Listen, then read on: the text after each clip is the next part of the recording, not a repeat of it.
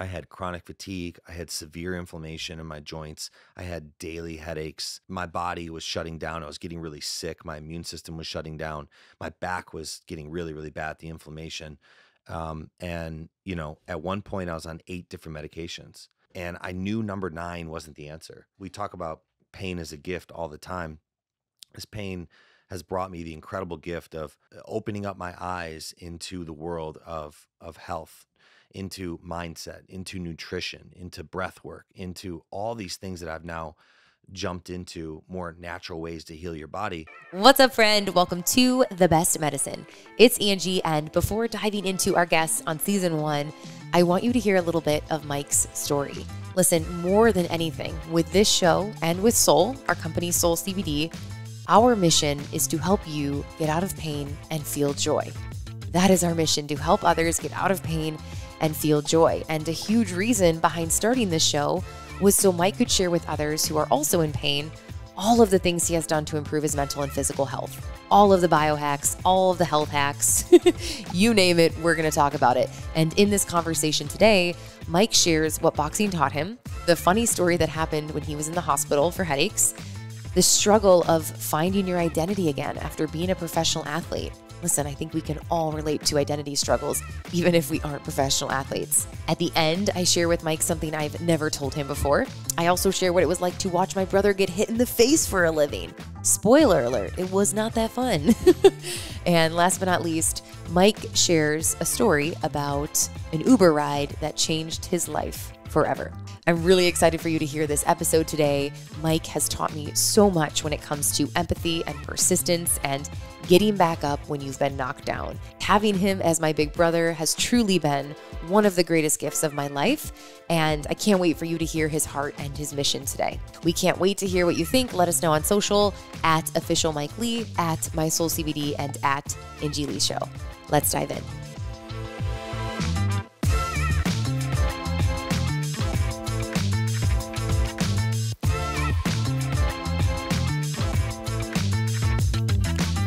Hello, y'all. Welcome. It's happening. Mike, We did it. we did it. This is actually happening after 4 years of talking about this. 5 Yeah. years. Yeah. Imagine if we would have started 5 years ago. We could have been Joe Rogan by now. Mhm. Or not. We are so excited to be here today. Not only has this been something that Mike and I have chat about a few times now over the last few years, just because we feel like this dynamic of brother and sister isn't shown in the podcast space a lot. There's usually husband and wife or two best girlfriends, but I think it's really cool that we're bringing not only a male-female perspective, but we're siblings. And I think that's a really unique relationship to share with people. And we've gone through so much together, from your wellness journey to businesses to just growing up together, that I think our perspectives together are going to be pretty funny and pretty interesting. So I'm really excited. Yeah, and even, starting the company, starting Soul, I often get questions of what's it like working with your sister, working with your mom, just kind of that dynamic. But for me, I've always wanted to start this show because I have wanted to get athletes, doctors, health and wellness experts, entrepreneurs, and people on to tell their story. Like for me, when I listen to podcasts like How I Built This, for instance, is one of my favorite shows because it talks about the ups and downs of these people who have achieved so much. And I think so often for people, they only see once they've reached the finish line and they have no idea what it took to get from A to Z. And I love those stories. For me, it's all about hope. It's all about getting knocked down and getting back up, and essentially understanding that hope comes with that. And so I think we have a lot of awesome guests on the docket, and this has been a long time coming. I mean, you've had a show for 7+ years now, so you know all about the podcast space. I, being a former athlete, have been on shows, but never my own. So I think it's exciting now to kind of dive in and interview people and talk about topics, especially around the health and wellness in particular, that we're excited about. Yeah, and I feel like a lot of podcasts, when it comes to the entrepreneurial space, like I always say, the lemons to lemonade stories are usually people who were down, down in the dumps, and then they made it. It was like the 0 to 100 story. But I think what's missing a lot of times in podcasts is the in between, the come with me content, the I'm still in it. Mike still experiences a lot of the health things that you're going to be hearing today. And in business, it's not like we're done and we're zillionaires and we're just like living in La Jolla in a $50 million mansion now, Mhm. you know? Yeah. Not yet. One day, you know, and it's easy for people who are on the other side completely to say, "Oh, it was so difficult," but just believe in yourself. And to me, that's a little cheesy and it can be actually not helpful to the listener. And so what I think we can bring is a perspective of we're still in it. Yes, we've had success in our lives, but we're still in it and we're still figuring ourselves out. I mean, you and I'm 32, you're 35. We're at such an interesting age in our lives where so much is changing and pivoting, and it's such a cool age because I feel like we're really coming into who we each are, and allowing the audience to hear that journey is what is really exciting because they're hearing us start businesses and just, I don't know, go through so many transitions of life, you know? Yeah, and I think it'll be great to get guests and ourselves to really like open up and be more vulnerable. I know that when I was in my career and I was fighting, you don't really have time to be vulnerable, especially in that type of sport where it's seen as a weakness. And so, talking a lot about mental health and my mental health battles and struggles, whether it's from concussions or autoimmune issues or what have you. I think since I've opened up personally about that, I've noticed that so many friends, so many people connect with me and reach out to me rather, and they're like, "Man, I'm going through the same thing." I Yeah. mean, it wasn't long ago I had lunch with a buddy who was a big time football player, who's a quarterback, and now he's an entrepreneur. And we had a very heart to heart talk, and I opened up about how I've dealt with depression both before, during, and after my career, and how the head injuries definitely haven't helped. And I think that, and he looked at me and he was like, "Man, I'm so happy that you told me this because I'm going through the same thing." And I'd never heard that from him. So I think, especially for men, it's important to kind of open up, and you're starting to see it more and more, especially in athletes, guys that are supposed to be alpha males and at the top of their sport and at the top of their game, to be vulnerable and actually start to find out that it makes you a better athlete, a better person, a better father, a better brother. And I think that dynamic's super important. So I'm excited to kind of dive into that a little bit with my story as well. Yeah, and I feel like by you sharing more of your wellness journey, it's healing out loud, let's call it. It's you utilizing this almost as a verbal diary in a sense and saying, "Hey, this is what I've been through, this is what I'm going through, this is what I'm trying," and allowing the listener to go along with you and Mhm. hear what you're doing because you've tried so many things and you're constantly studying and testing out so many different modalities. And yeah, I want to get into boxing and what happened because the irony is for the listeners who don't know Mike, which is most of the people probably listening, maybe it's interesting because you are one of the most sensitive, empathetic people, which is those are good things. Those are superpowers. Yet you are in a sport that requires you to be the opposite of those two things in order to physically hurt someone in order Mhm. to win. Mhm. So I think that lack of congruence is actually what caused a lot of the internal mental pain for you is it was so not in alignment. Yet parts of it were still so addicting and so fun and so fulfilling. Ultimately, long term, it really wasn't ideal for you, which is awesome. And we'll get to Yeah. the end of the story when you eventually quit because it was such a, pivotal part of your life. But when Retired, not quit. retired, yeah, there's no such thing as quitting, I guess. I don't know. He's coming back. He's coming back. So walk us through a little bit of how it started. Take me Mhm. back to when it was still really, really good with boxing, obviously. Yeah, which obviously it was for years. Dad brought me to a boxing gym when I was 8 years old. And I remember one of the first times I ever stepped in a gym, they threw me in the ring with a 10-year-old. And he had already had some fights. He was sparring, and I was in my first sparring session right off the bat. And I think he'd brought me there after I was getting in maybe some fights, playing hockey and just on the schoolyard and just, stuff like that. And I got my ass kicked the first time. And I remember going to the bathroom and crying. Like a And 10-year-old? yeah, well, I was 8 and I What got did my he ass do? kicked by a 10. Well, Like this karate kid chop this kid you? had already been fighting for like 10 years, or sorry, two couple years. And I just remember being kind of traumatizing, but also I felt like I'm better than this guy. Like I want to get good at this. So, from 8 years old all the way up till now, fighting has been a part of what I've done, and always being an athlete. So, since then I played football, baseball, basketball, and then boxing started taking off more and more later on. I was sparring pros before I was even had my driver's license. You remember I was going down to Windy City Gym and then eventually, driving myself there, and I just loved it and started fighting the amateurs. And then I fought in college at Notre Dame, fought in the Golden Gloves, and it just started happening. It's like this momentum started taking off, and I won the Golden Gloves in my weight class, and then Top Rank came along and wanted to sign me right out of college. And Top Rank, for people that don't know, is arguably one of the best promotional companies in the world. I mean, Bob Arum, who runs Top Rank, signed Floyd Mayweather, Manny Pacquiao, Muhammad Ali, some of the greats. So for me, that was like getting a call from the New York Yankees. It was incredible. And it was such a pivotal point in my life to where 21 years old, I had this dream, and the dream was to become world champion and do whatever it took to become world champion. At the same time, I knew how dangerous that route was. And there were a lot of people in my life that told me not to do it.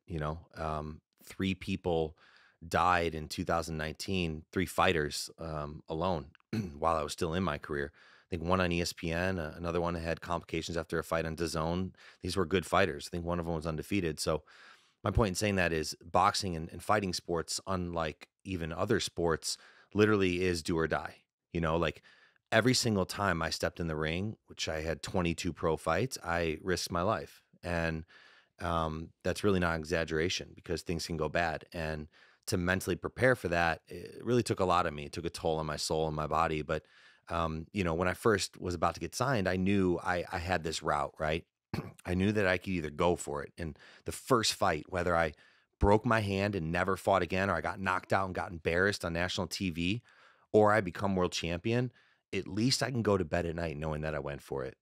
And that is the one thing through all this, no matter what, that I'm proud of, that at least I stepped in the ring when I think so many people are scared to do that. And it's not that I wasn't scared. It's just that I started using fear as a tool. And I have ever since. I think that's one of the greatest things boxing has ever taught me is that you can be scared, you can be nervous in the moment, but it's not about being scared. It's about stepping through it, Yeah. right? That's really what courage is. And I've actually heard one of my good friends is a Navy SEAL told me that once that, that's how he would think of it when they were overseas is that courage is not the absence of fear, but pushing through that fear. And I never forgot that. And so for me, I knew I had to go for it. I knew I had to sign that contract, turn pro and take off with my career. And, I was just grateful enough to have a long career. I had 22 fights. You were there by my side, whether I fought at Madison Square Garden in front of 20,000 people, Cowboy Stadium, my last fight for a world title at the MGM Grand. And you were also there when I was in hospital rooms till 4 a.m. or, in so much pain that I can't even get out of bed after broken ribs, broken noses, concussions. So you've been there with me through that journey as very few people on this planet have. And I think that there were a ton of ups and downs, but what's incredible about my sport is everyone talks about getting punched in the face. Everyone talks about getting knocked down, getting back up. And I literally went through that, literally, getting in the ring in front of thousands of people and, million on TV and getting knocked down, getting embarrassed, but then getting back up, winning some, losing some. And even though that this sport has caused me so much pain and physical pain and even mental pain now because of injuries, I'm working through it, and I'm so grateful that I did go through it. And we'll talk about kind of the transition out of it and that whole journey. But that was kind of how and why I started. And next thing I knew, I was 22 fights later. But I still don't regret it. I wake up in pain every single day of my life, and but I still don't regret it because I don't think that regretting the decisions that I made will really help me. I think only learning from them will help me. And it's kind of like, I think it's amor fati, like the love of one's fate. I love that saying. And Ryan Holiday and Stoicism, they Mm. talk about all the time. Amor fati, and you have to love your fate. Like I can't look back and say, man, I never should have turned pro, or I should have quit earlier, and then I'd be this, then I'd be that. You have to be in love with where you're at right now, and what can I do from this point moving forward. And that's kind of what I'm working on every day. Wow. I really like that because I think a lot of people listening We all have regrets. What if I would have done this instead of that? What if I would have, I mean, it's the butterfly effect, right? One small moment in our lives can change everything and will change everything. I want to know, take us back to, there's lots of highs and there's lots of lows here. Take us back to the moment when you realized that something was wrong. Something was Mm, going on with your health, yeah. because it was kind of one day. And I remember when you called me and you said, "Yeah, I have this thing called ankylosing spondylitis and it's okay. I'll be okay, but it's, this autoimmune condition." And it's interesting because if everything is on purpose and you're here to share this story and this pain and turn it into a gift, I do think that was the start of the real journey that God, universe, source, whatever you want to call it, really put you here to do. And Yeah. it's now coming to fruition by you sharing your story more. But it is crazy that I remember that day, and since then it's been this constant struggle and battle and discovery and highs and lows, and it's been this roller coaster that you didn't even know you were going to be on in your life, of finding hope and finding the answers, and now leading us to literally this moment. But Mhm. yeah, take us to that day and then also the hospital, because Yeah. that was crazy when you were in there for the headaches too. Yeah, so I was on top of the world at the time before I started getting sick. I think I was 12-0, undefeated. I had just signed a big contract. I had a couple Super Bowl commercials for Subway, the restaurant franchise, and had some sponsorships. I had just fought in Madison Square Garden, as I mentioned earlier. Things were good. Like I felt good. I felt immortal. I felt on top of the world. I think I was 20, maybe 25. It was in 2013. But I remember I was Yeah, getting ready for my 25. my 13th fight, and it was the end of 2012. Actually, this sticks out in my head. I think it was 12-12-12 was might have been the fight date. I was fighting on the undercard of a big fight in I think it was in Houston, Texas, and I was training down there with my team. And so I was going to be the first fight in the HBO card. It was going to be a big moment for me. And we had a media workout, and I started getting really bad headaches, and I couldn't figure out why. And I remember waking up that morning before the media workout with a ton of inflammation, and just feeling off. And so I ended up going to the bathroom in the middle of kind of the workout and like literally almost passing out. I was in so much pain. And I essentially spent the next almost 2 years in and out of hospitals battling what we later found out was an autoimmune disease. That wasn't the end though. With anybody who's dealt with autoimmune issues, I think I read once that the average person that is diagnosed with autoimmune disease, it takes like 7 to 8 years to get a proper diagnosis. Because so often with autoimmunity in general, you have all these symptoms and you go to these doctors. I went to doctor after doctor. I remember they sent me everywhere. I saw the top specialist here and there, and flying down to Panama for stem cells, and spending thousands and thousands of dollars trying to figure out what's wrong with me, because I had chronic fatigue. I had severe inflammation in my joints. I had daily headaches. My body was shutting down. I was getting really sick. My immune system was shutting down. My back was getting really, really bad, the inflammation. And at one point I was on 8 different medications.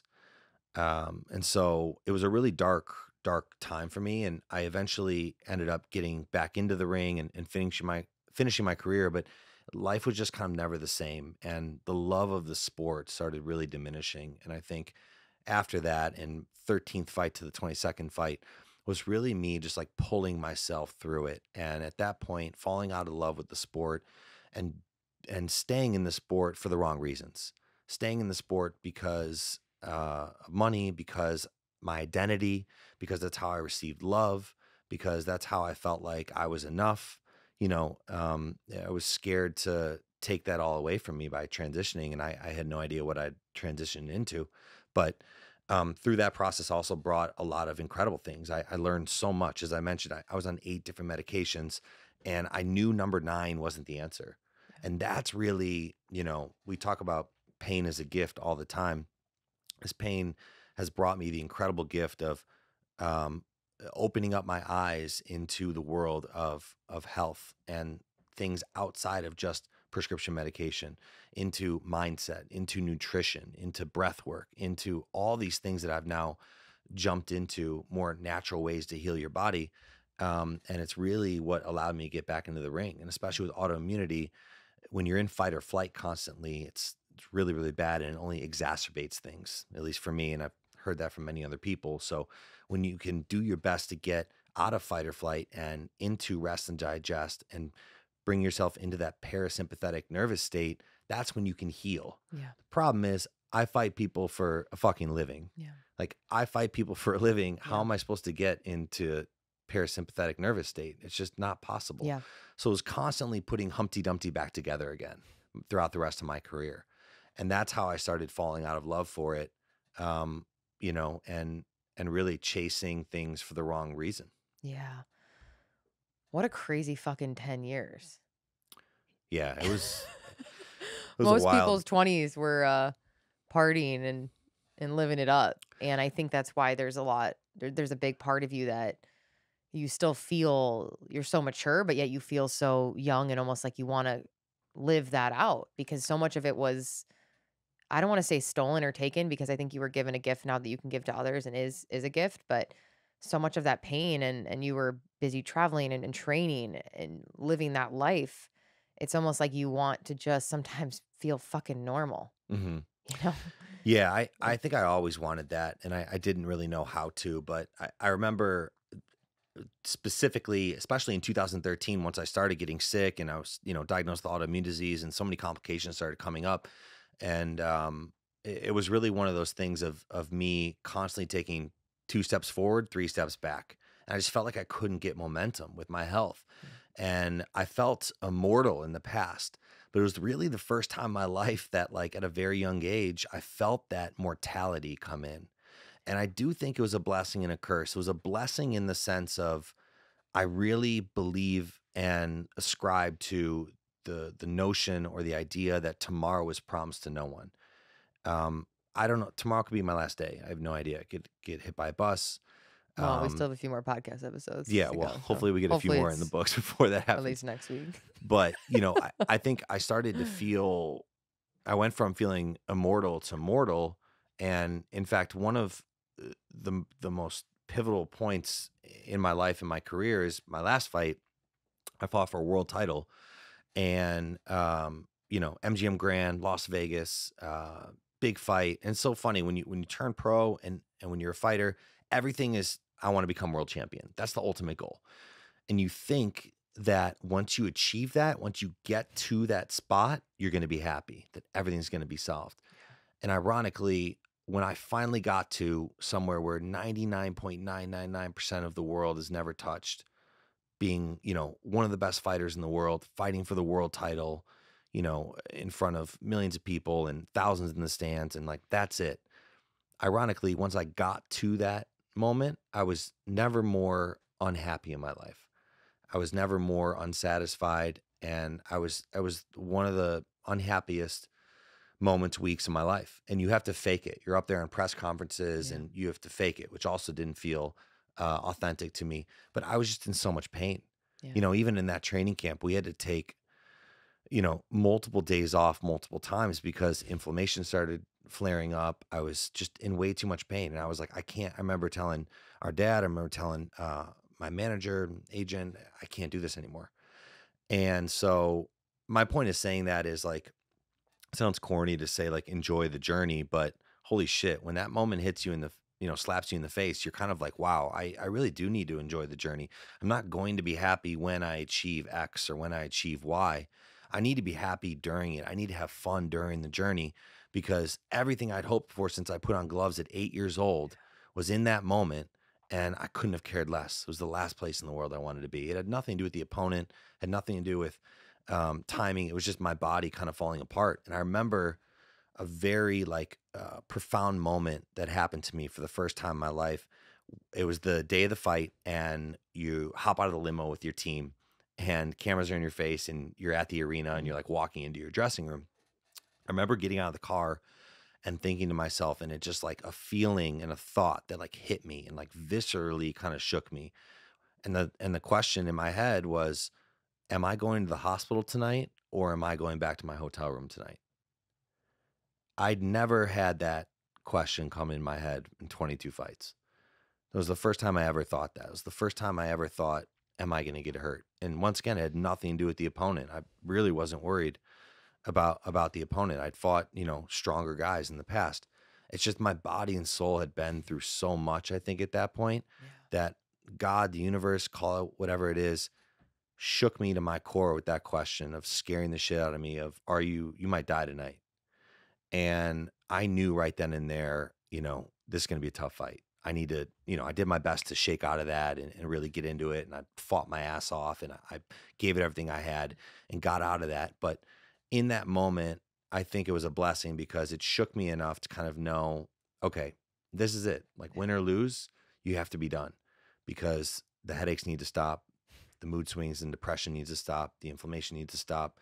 And you want to live another 70 years and be happy. And so I do think, once again, the pain was a gift. Yeah. That moment was so painful for me that it gave me the gift of being like, I'm done. Yeah. I'm done.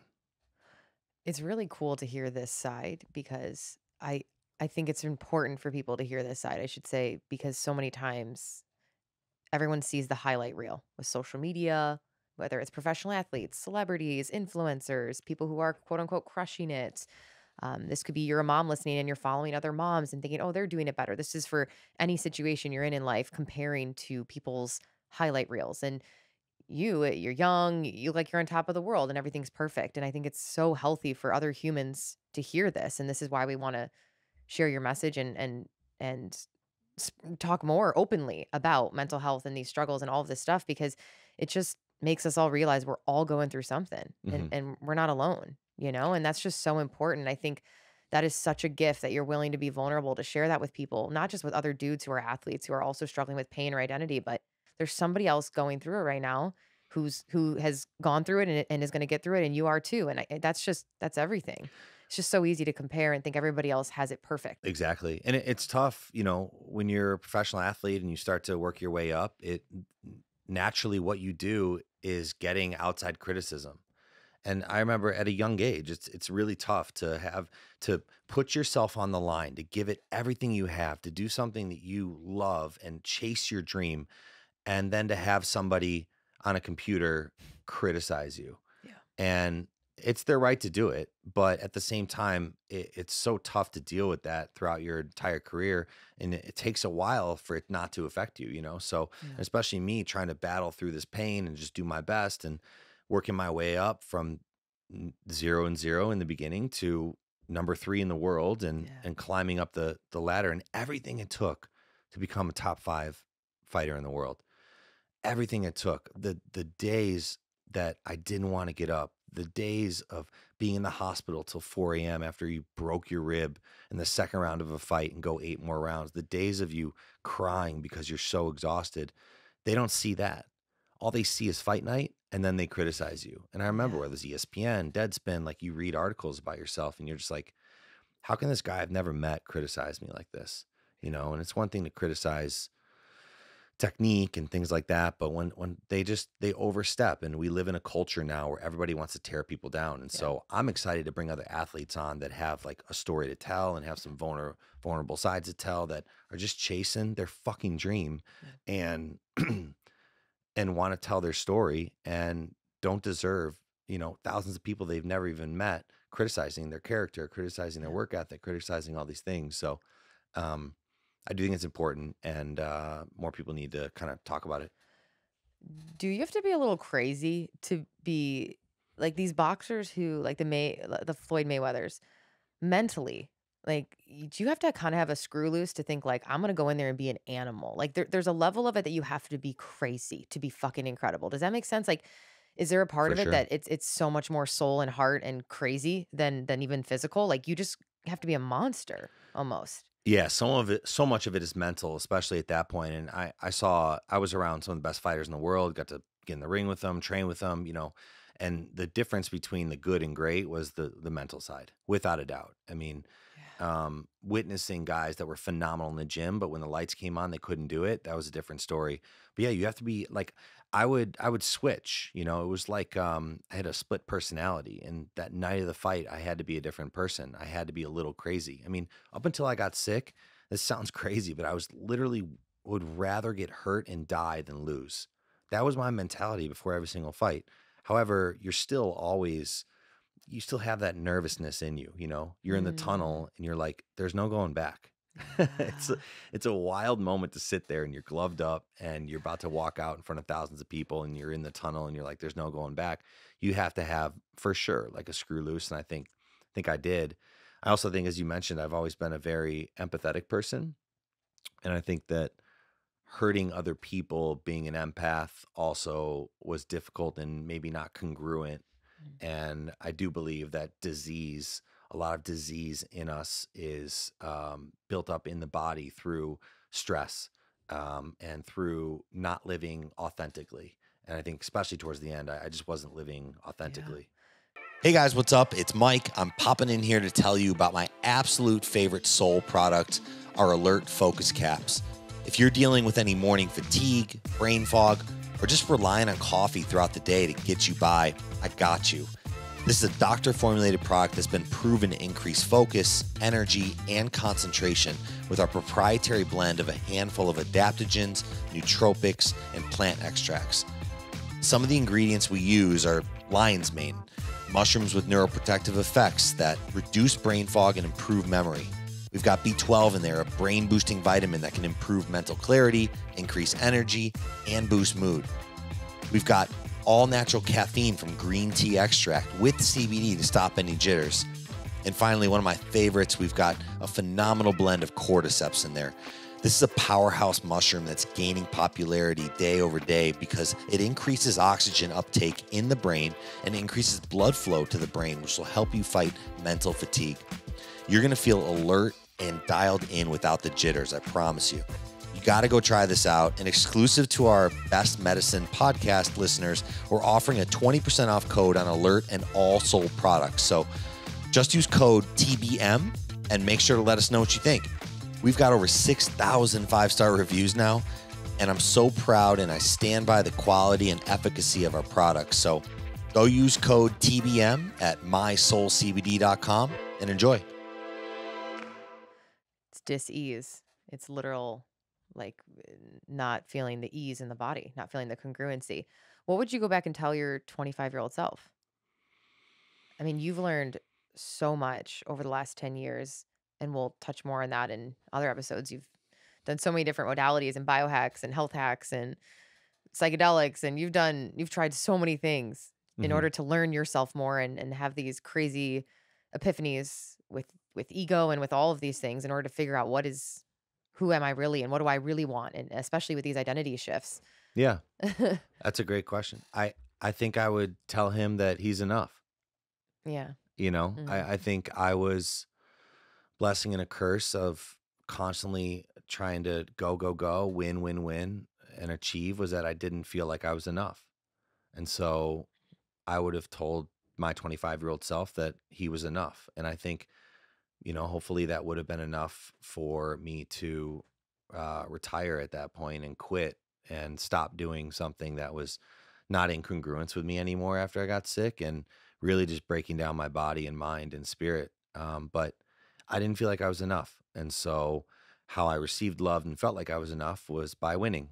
And I think, but it's great though too, because if I have kids one day, I know how to tell them that. And I've spoken to friends who have kids and I've always implored them to do that, never criticize your kid, but tell them they're enough, Yeah. you know?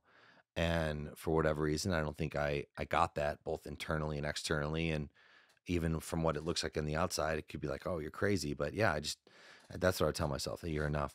Yeah, I mean, the carrot just keeps moving.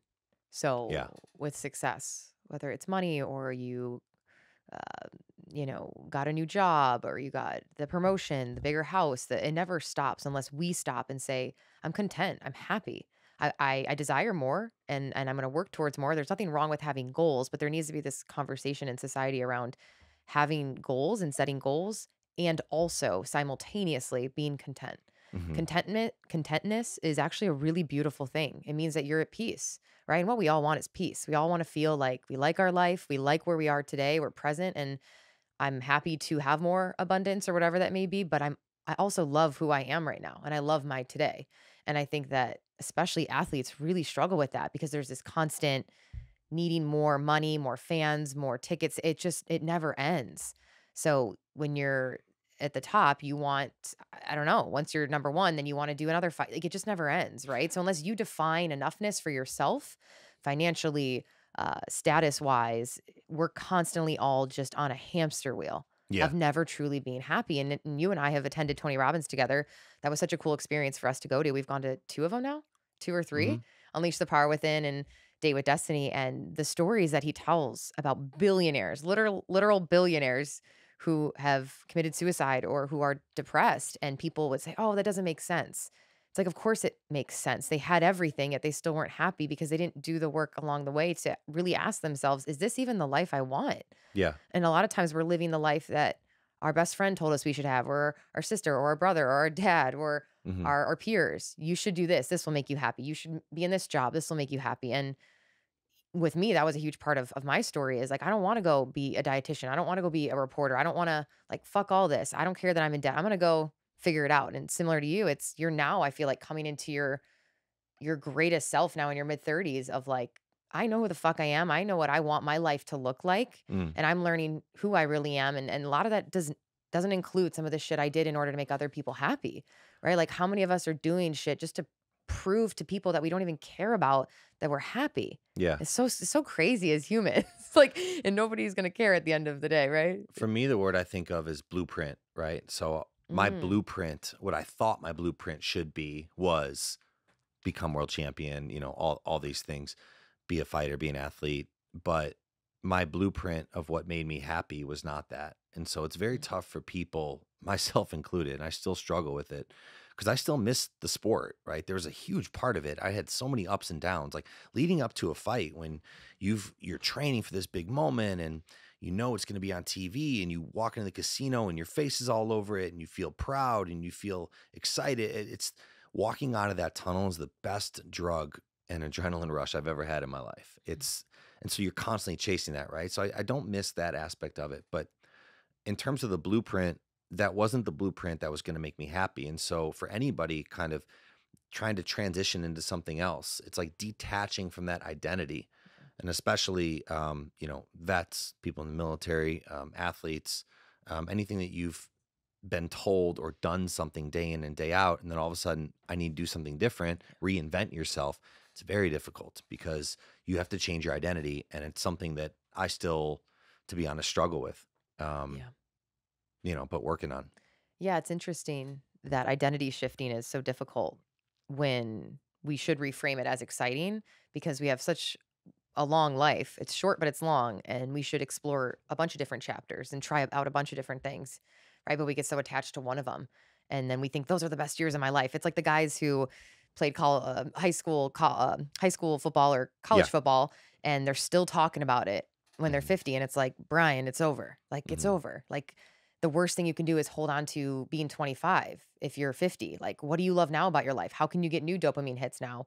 Whether that's being a parent or whatever else it is, there has to be, I don't know, maybe that's the eternal optimist in me, but I'm constantly trying to remind myself like it's just going to keep getting better. I Mhm. can't be obsessed with just that little time frame of my life where I felt like that was the prime. Like it can't. We have to constantly think, no, it's going to be better just in different ways. It might not feel the peak may never be that high, but the good news is the lows won't ever be that low then. So you come to this equilibrium and you live more at this beautiful homeostasis of like joy and contentment. And you Mhm. find little moments, Yeah. whether that's, going to be a parent one day or just different moments that are unique and different or career ups and downs. But I don't know. I almost feel like we can't hold on to those prime days because it's like they were a chapter for a reason. Because imagine what was the alternative, right? To be a boxer till you're like 60. Like that wasn't going to be the alternative anyway. But in No, your but brain, you almost think it's just going to keep going, right? yeah, well, that's it. Especially when you're When you're in when it. you're an athlete, it's such a wild profession to where you have such a short window, and often Yeah. it's taken. You feel like, for me at least, it's taken from you, right? Like, your body can only do so much, and you kind of feel like, whether you blow out a knee or you have a concussion or whatever it is, it's like, why can't I do this anymore? Like this, what I love was taken from me. And when you're in it, once again, you feel immortal. You don't think it's ever going to end. And then one day it is gone. But I do think, kind of touching back on that pain as a gift, why I love that is when you do go back in your life and kind of look at it, that mantra of pain is a gift has been huge for me. Because if you think about some of the greatest things that have come from your life, right? Yeah. Maybe it's business, maybe it's relationship, maybe it's family. So much of that has happened because of a painful moment. Mhm. And when you're in it, it's so tough to have that perspective on it. You know, when I'm in hospital beds, it's tough to be like, this is a gift. But it's so important to sometimes, because as I look back at some of the toughest moments of my life, or getting knocked out on national TV or whatever it is, some of those were the greatest gifts I've ever had. And it never could have come about without the pain. So it's like, I've now tried to embrace that because I do deal with so much pain, and on my way to healing, like in my journey to healing, which I'm grateful for. But that pain has taught me some of the most beautiful lessons and most important lessons, because it viscerally hits you. Yeah. You know, you really, really feel it. And Yeah. so I know we've talked about that so much. And I think that I'm constantly trying to remember that, you know, that pain is a gift. That contrast is necessary. Tell us about the moment. There's a few that I want to hit on before we get to now where you currently are Mm. with everything going on. Tell us about the moment when you were in the hospital with headaches. Yeah. And well, I think Yeah. at one point there's two different we were moments, really but- trying to figure everything out, and they were bringing me to different dentists. dentists. Yeah. no Actually, wonder honestly, they couldn't figure it out. You're the dentist. Shit. I did see a dentist and orthodontist, because literally we thought like TMJ was causing headaches and then causing Absolutely. every single specialist I saw. So Oh funny, my. like laughing is jokes aside, like I actually did see a dentist, but we were seeing all these different doctors and specialists. And at one point it got pretty bad. My immune system was kind of shutting down, and we were keeping it really quiet. No one knew, but I'd been out of the ring for well over a year. And I was in the hospital in Chicago, and I was getting really bad headaches. And like I said, immune system shutting down. I think I was in there for about 12 days.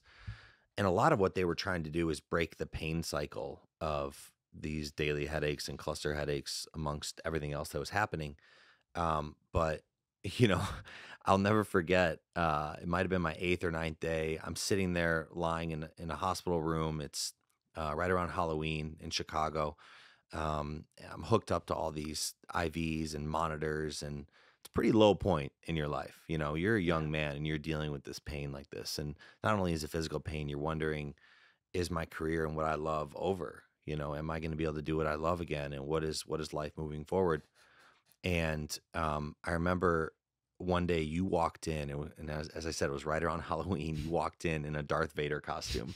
It was on Halloween. Was it on Halloween? And you walked in with Darth Vader costume and candy, and everyone else was super like somber and like, you know, doctors coming in, and you were the only one who was like, you being you, like, fuck that. And you came in a Darth Vader costume. I'm like, this is too depressing. We gotta shift this. Yeah, and it worked, and it's honestly been a huge part of our dynamic. You know, I always take things too seriously, and you're always joking around and laughing, and you have taught me that to kind of take things less seriously. And it was a really, I can picture that moment as clear as we are here today when you walked in, exactly the hospital room and what you were wearing and all those things, because it was such a cool moment of our dynamic, and also telling me to, like, I gotta laugh. I Yeah. gotta laugh through this. Like, at the time, I actually had a journal because I was having so much mood swings and depression and daily headaches and couldn't figure out what I was eating, that I was writing down every little thing I was doing, every single little thing. And I think anybody with autoimmune issues or whatever is, you know, is much more than a food journal. And when you came in that day, I stopped writing in that journal because it was like I was obsessed over every little thing, and it was only making things worse. Yeah. And when you came in, I remember like that journal was on the side of the bed, and I was like, I'm done writing this, like, and writing in this and trying to figure out every little thing and why I'm in so much pain. I'm just gonna have fun. And since then, I've really learned that for me, laughter is the best medicine. Anytime that I'm down, I'm in pain. Since that day, since that moment, I've played YouTube videos. I watch stupid comedies. I watch Will Ferrell bloopers. I watch, you know, Always Sunny, Parks and Rec, The Office. I fake it till I make it in terms of like getting myself out of that depression or getting myself out of that pain.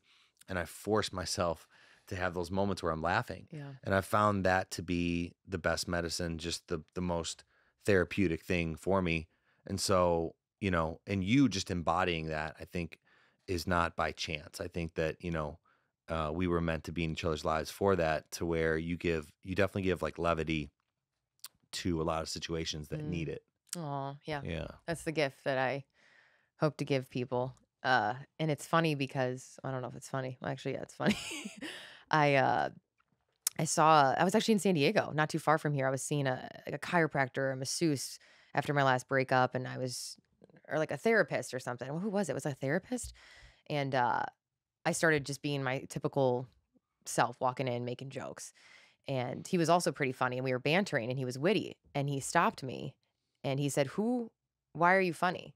And I said, what are you talking about? What do you mean? I'm just funny. And he knew that behind a lot of comedians or funny people is they're either nervous or they're masking a pain. So they're like covering it up, I guess. And I don't think I really am, but it was so interesting. And he had me lay there on the table and he said, who were you funny for? And I was like, what is he talking about? Like, what does he mean? What kind of question is this? No one's asked me this question. I'm just a funny person. I don't know. I'm the class clown. And he left the room for a few minutes. He had to go get something and he comes back in. I don't know if I ever told you this story. So this is good that this is on air. Nice. I was Get like it live. 26. So this isn't that long ago. Mm-hmm. And I said, it was my brother. And he goes, what are you talking about? And I was like, I learned from a really young age, because I always knew that you kind of had moments of feeling sad and then really happy. And it wasn't very stable sometimes. Right. And so I think I learned from a young age to go into your room and make you laugh, because I just wanted to see you be happy. And so Yeah. I learned from a young age, if I got you to laugh, it was funny. So then it taught my brain, when you're funny, you help people feel better and you get people out of pain. So then I became a funny person. And I was like, holy shit. And he's like, oh my God. I was like, I'm funny for Mike. Like, this is so weird. So I'm funny because of you in a really Yeah. fucked up but hilarious but honest way. Yeah. Isn't that crazy? No, it is wild. And he was like, that's why I asked you that question, because every single time he's asked someone that who's funny, he can look in their eyes and see, like, this is from something. Yeah. Like you've learned this trait that if you make someone laugh, you get a sense of they're okay now. Like, you're good. Mhm. And so, yeah, I told Mom, I called her. I was like, oh my God, you know who I'm funny for? And she's like, what? I'm like, Mike. Like, was he sad when he was little? She's like, yeah. And you would like go in there and you'd like, make him put diapers on his head or whatever. And then like Yeah. you'd make him feel better temporarily. So I think what's always been the relationship is like, oh, if I make him laugh, then he can be out of pain for a minute, And it's really fascinating. It's really crazy and deep. But I was like, all because this random guy asked me, like, who are you funny for? I'm like, no one, myself. What are you talking about? That's wild. Isn't And- that wild? Well, it's wild because like if you look at the picture behind us, it's when we had like the Mike and Angie show when I was like, no listeners. what was I, 8 years old, and you were like 6 maybe, No, or you're even like- younger. No? You're probably like 6 or 7 there, right? Yeah, and we like put underwear on our heads and like Yeah. dress in weird costumes and I like thought that was genius. bounce around the room. It and wasn't. Fast forward however many years later, and we're doing this show. That's so funny. So yeah, I do think that it's a medicine that now you're learning just to utilize on your own and to now share with other people, because you're really funny too. So it's interesting that when we can take that medicine and spread it to people, there's nobody in this world who doesn't need more of it. Like, I've never Yeah. met one person who I'm like, you need to laugh less. Yeah, Like, there's just not. Everyone's taken this whole experience way too seriously, which causes stress, causes more pain, for sure. and only made your pain worse. Like, For sure. a million percent your pain, half of it physical, half of it largely emotional trauma. Like, of course, it's always going to be exacerbated by the tension of holding on so tight to something that doesn't serve you anymore, or holding on so tight to a vision. It's like when our fists are like tight, it literally makes us tight. But when we relax and release and just trust, it's like, oh, I can laugh. I can trust the process. I can trust my life. Yeah. Things work better. But once again, and fast forward to where we are today, like, Yeah. with pain as a gift, if I hadn't gone through that pain, I never would have dove into all this world, specifically of CBD Mhm. and all these other natural supplements that really, really help me and help me get off of antidepressants, help me get off of especially the anti-anxiety medication. And so, how and why we created Soul was because of all the pain that I'd gone through, and then the anxiety and pain that you were feeling in your career and in your life as well. And it was only through that pain that we started really researching, diving in. And it's crazy now that we have such an amazing company and we help thousands and thousands of people and we get testimonials every single day. And 4 years later, it's grown to this beautiful thing of this health and wellness company where we help people with anxiety, sleep, pain. And just the testimonials coming in is so cool because anybody who's gone through pain, they They want to help other people get out of pain. And I've always said that since day Yeah. one. Like, that's why I want to do this. And I'll continue to do this. And I actually think that this show is another great way to connect with people, because when I was in those hospital beds and really at my lowest points, it's stories of hope that gave me hope. Mhm. I remember reading different articles about people who kept saying, like, what's wrong with me? I can't figure out what's wrong with me. And it was so comforting to hear that I wasn't alone. Mhm. I think when you go through pain, you don't want to feel like you're alone. And it was so comforting to hear from other people that they had gotten through this or they were still going through it. And that gave me hope. That's what I want this show to be about as well, as we bring on athletes, entrepreneurs, but doctors, wellness experts, all these people. I want it to be about hope, because everybody's gone through pain and struggle. And I want other people to see themselves in these people who are telling stories. And like you had mentioned earlier, we don't have all the answers. Mhm. I don't have all the answers, but come with us on this journey as we talk to people who are experts in breath work, in all these different types of healing modalities that we're going to dive into. So Mhm. that's what I think gets exciting for me. Yeah. I can't wait for that first message after we drop this podcast of someone who's like, I've been going through this. Yeah. I feel the same way as you. Thank you so much. You made my day. Yeah. That's Well, pretty cool. remember at Paisley Brave, even you saw it in person. That's crazy when you see it in person. Yeah. That girl in the audience who was struggling as well. And I thought she wanted to talk to me. And she was like, she raised her hand and she's like, "Where's your brother?" I'm like, "Why?" She's like, "Oh, his story like reminded me of what I'm going through. I'm going through an invisible illness and I just feel so alone." And then you like walked over and hugged her. Like that shit's real. There's Yeah. someone out there right now listening who's in that and they're maybe at their lowest point and content like this. That's why I'm so passionate about sharing what your gift is, because the world needs it. And now with mediums like this, we can connect with someone who before we would have never been able to meet or help. Mhm. So you can really help a lot of people. I want to know the Uber ride story. The Uber ride, because it kind of brings it ties the bow, right? Yeah. I mean, so I knew I was going to retire after that fight. It was my 22nd fight, fought for the world title. I lost. I'd mentioned that moment before I walked out, and I'd already gone through so much pain. My body was breaking down. However, I couldn't fully get myself to retire mentally. Maybe just the same, like I didn't feel like I was enough, and I didn't announce retirement and like officially in my mind. And I even remember my manager at the time we were really close in trying to set up a fight with Julio Chavez Jr. His dad's a legend. He's a former world title fighter. So we were talking to his manager, and this fight had always been kind of circling around and would have been a big fight. I guess arguably the biggest fight of my career at that point, even though it wouldn't have been for a title. And I was supposed to meet his manager, and I'm pretty sure my manager as well, at a fight. So he had another fighter in a big card. It was down in Anaheim on DAZN, and I live in LA, and I was supposed to take a ride. I was gonna take an Uber ride from Venice, where I lived at the time in early 2020, down to the arena for the big fight, because I was either going to meet Chavez Jr. there, definitely going to meet his manager there, but this was going to be another thing that kind of solidified and moved us towards that fight. I remember feeling uneasy about it the whole time. And once again, nothing to do with the opponent or anything. I knew I had to be done. But it was another moment that really struck me where it finally was like, nope, you're done. So I ordered the Uber, and, we had talked about getting this fight happening for weeks and weeks and weeks, and I'm mentally getting prepared. Let's do this. And I hop in the Uber, and we're traveling down, and it was Friday, rush hour. I think it was 4:05, which is packed, of course. I literally spent almost 2 hours in the Uber. Wow. This is And an expensive Uber. I'm texting my manager at the time, and I'm like, I'm on my way. You're going to meet so and so. And we pull up to the arena, and I see the arena, and it's really, really packed. And I knew right then and there, I had this gut moment that I was like, I can't get out of the car.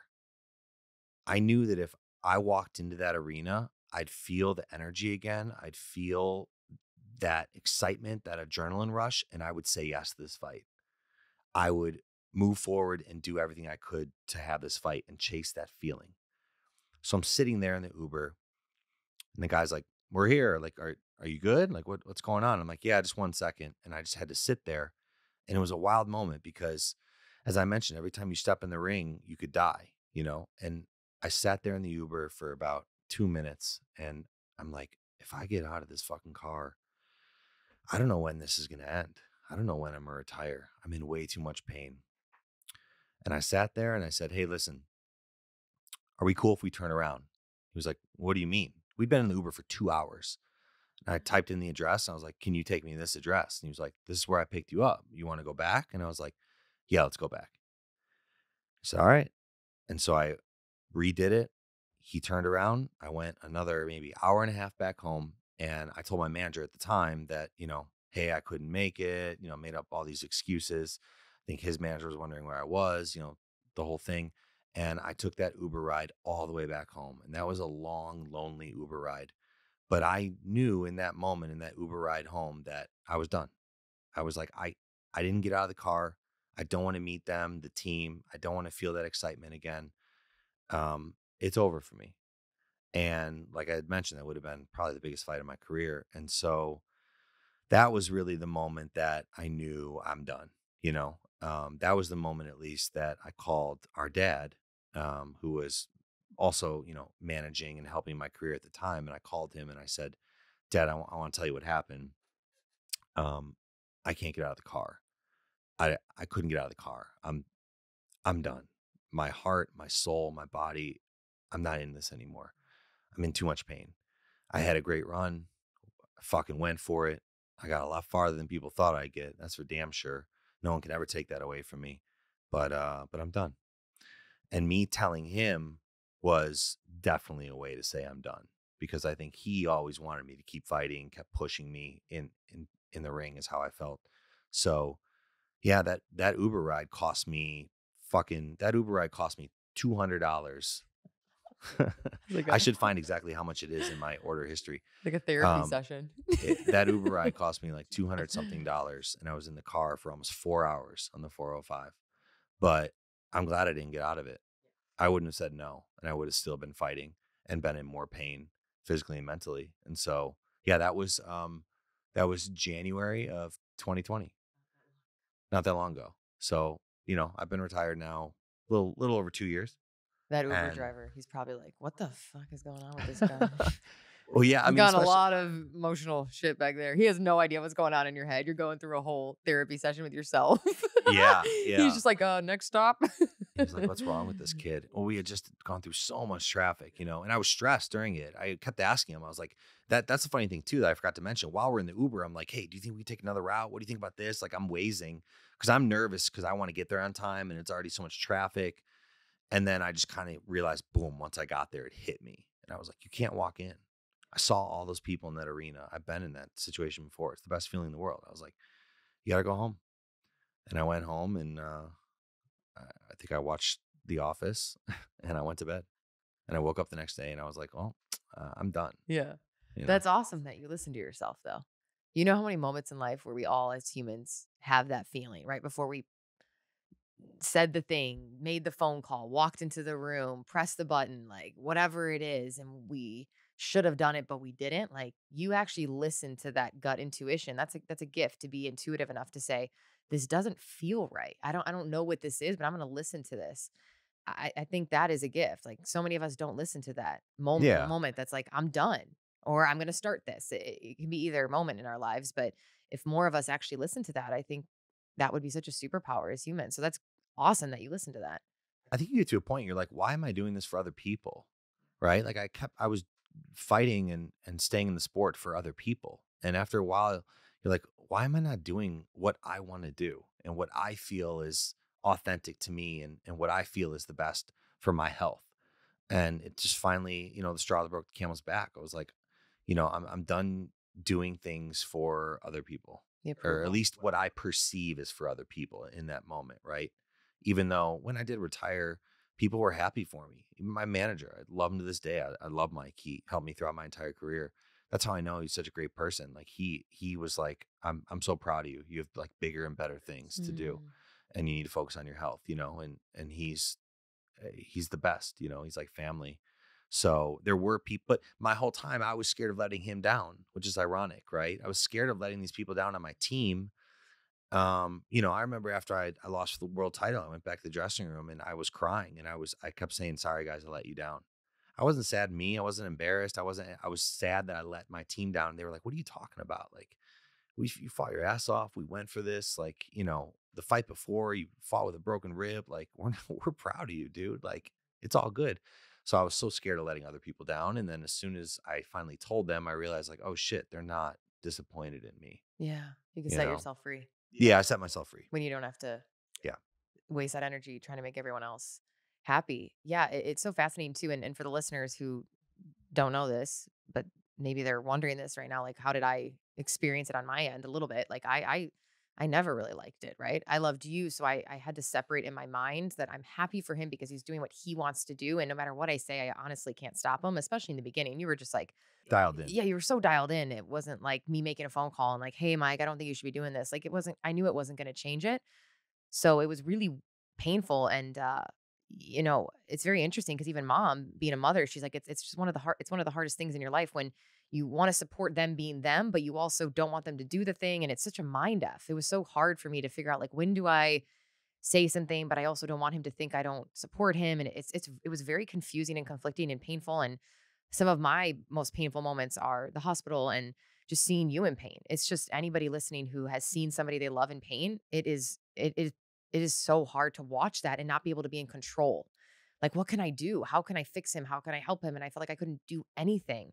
And so it was just, it's like, you want to do something, but you can't, and that's why I told you at the last fight, when one of our close family friends and the wife of one of your old trainers, what she said, because I wanted you to hear the other side. And I was almost nervous to tell you, but I was like, no, Mike needs to hear that there are people who are happy he's done and is going to move on to bigger and better things. And that's when immediately when the bell rung and they said it was over, she like just was so happy. You could see she was so excited. We all like finally took a breath. Like I felt like I could breathe for the first time in years. I was like, oh my God, Mike is done. Like I feel like during that I was always like on edge, and she was like, oh, I'm so excited that Mike is on to bigger and better things. Like I'm so happy for him. And it was just so interesting to hear someone come up to me and say that and then walk away. And I was like, oh, wow. I wonder if he knows that there are people who actually, they also would support him going and doing whatever the fuck he wants to do next. Yeah. And it is hard. I can imagine when you're in it though, because you imagine that you have to keep being that person for other people, which again is so silly as humans. Why do we do that? It's like we do all this shit to make other people happy when they're all concerned with themselves. People are thinking about their shit more than ours. But we think, oh my God, I'm going to let people down. When no, the only way we can really let people down is by not living our truth, like, and being who we are, as cheesy as that is to say, right? Yeah. It's like, I want you healthy and you doing what you are here to do. That's all. I don't want you to be famous. I don't want you to insert any accolades that no one's going to care about. Like, but when you're in it, that's what it feels like. It feels like that is how people are going to love me. If I'm famous or if I'm rich or if I'm, then I'll be loved. But yet we've seen every celebrity go through mental health crises. So obviously it doesn't work, right? Yeah. It's like another celebrity is depressed or sad. And people are like, oh my God, I can't believe it. I'm like, I can. Mm-hmm. She's like the Britney Spears of the world. God bless. She shaved her head and who knows what she's doing now.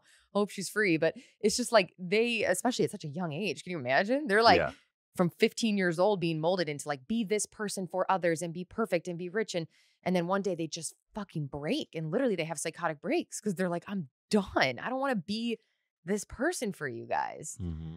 Man. So when you hear celebrities who are happy and sane, you're like, good for them. They like stopped along the way, going back to what we said earlier, and actually asked themselves, like, is this my gift? I think the ones who make it are the ones who are like, I became famous because I just wanted to sing or I just wanted to act, not because I wanted to be famous, Mm-hmm. And for the listeners, listen, go watch the Avicii story on Netflix. It'll give you chills. It's one of the coolest stories about similar moments of fame and thinking that was going to make you happy, but then it didn't. And all he wanted to do was play music in his basement, and it's just a cool documentary about fulfillment. Yeah. And that's kind of to sum up a lot of what we talked about today Yeah. is fulfillment and doing what actually is going to make you happy, not your grandma Sue, not your dad, not your grandma, not your anybody else, not even your significant other. Honestly, if people truly love you unconditionally, they should want you to be happy and do you. Yeah. As cheesy as the Of do course. you quote is, but do you. Yeah. They shouldn't want what's best for them. Right. And you had to struggle with that. So Free Britney. hashtag, is it Britney be free or Hashtag hashtag free free Britney. Britney? Okay. I'm like, what's the hashtag? Yeah. But we'll bring her on one day. We're going to Okay. get Britney Spears. Let's do it. We're doing Hey, it. Brittany, how are you? How's it going? To close it out, where are you now? Because I do feel like although you do struggle still with some certain things in your health, you are more grounded and more at home in who you are than probably ever in your life, which is a really cool place to be at. Maybe it's your mid 30s, maybe it's just you slowly shedding and detoxing from all those years and coming into your own. But I feel like you are, I don't know. I think you're finally like, who am I and what's this next chapter look like? And you're being open minded to what it could look like. And you are feeling hopeful and you're not so attached to that as much. Yeah, for sure. I mean, no matter what, I'm making progress. I think that's really important that every Yeah. single day you're making some type of progress. I'm so much better. My health is so much better than it was years ago. And I'm so happy for that. And I've learned so many different tools to use now. I'm constantly diving down that road at my home. I have a infrared sauna and a cold plunge. And I ended up buying a hyperbaric chamber because of all the head injuries. And, but, I've really dove into this world. And that's why I'm so excited to bring these people on the show that can help with like quick, easy ways. Obviously not the hyperbaric chamber, but Enemas. quick, easy ways. Yeah. Mike won't do that. Perennial sunning. Butt But sunning experts. Oh, we got to find a butt sunning expert. yeah, I mean, going from being completely addicted to painkillers and dealing with that whole route and now being off them and feeling like more vibrant and healthy. And, I still struggle with it. I still have days that mentally and physically that I struggle with it. And, they say the autoimmunity is for life. But I'm battling it. I'm working on it. And I have so much progress. So that's kind of where I'm at now. And now obviously running Soul CBD, our company. And that's been extremely fulfilling and fun. And so not getting punched in the face for a living. And that's that's where we are. I can't imagine walking out into a ring knowing I was going to get punched in the face. I would shit my pants. Like I would just, it wouldn't be worth any significance, money or dopamine hit. I'd be like, I'm out.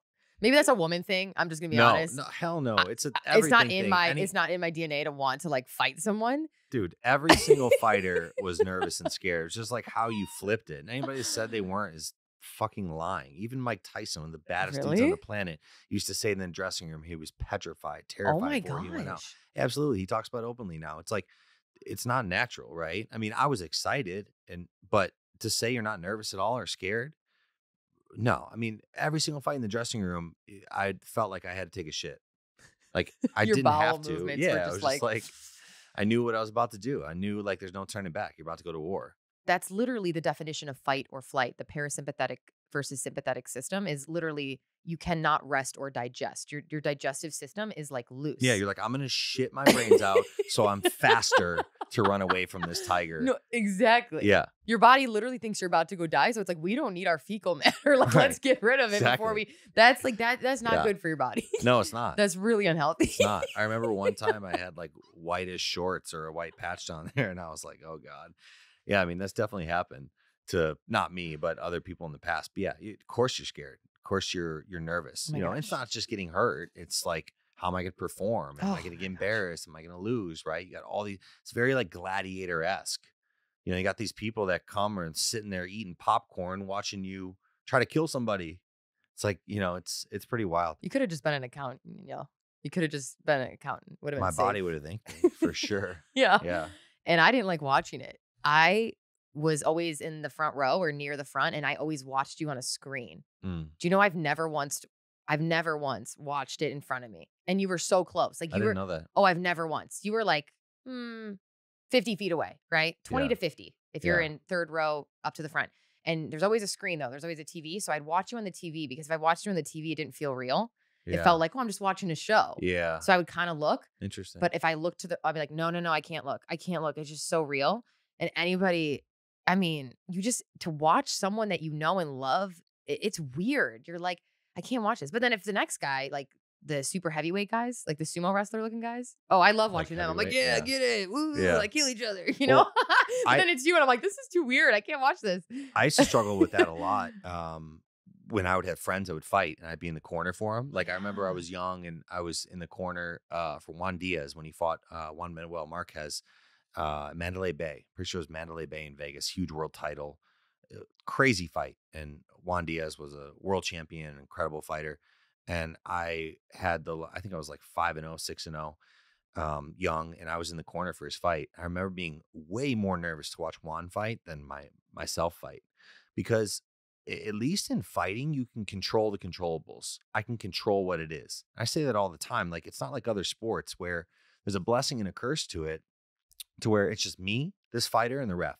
That's it. It's lonely as hell in that ring. You hop in the ring with your crew, the camera's on you, you got your whole team behind you, the belts, the flags, all that. When the bell rings, they go backwards, you go forwards, and you're alone, and you feel alone.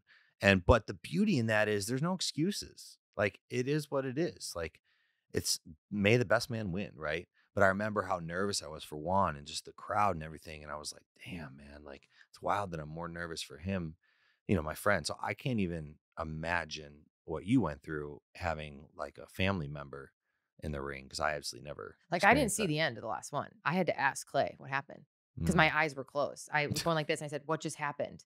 Because it got really quiet then. And he's like, it's over.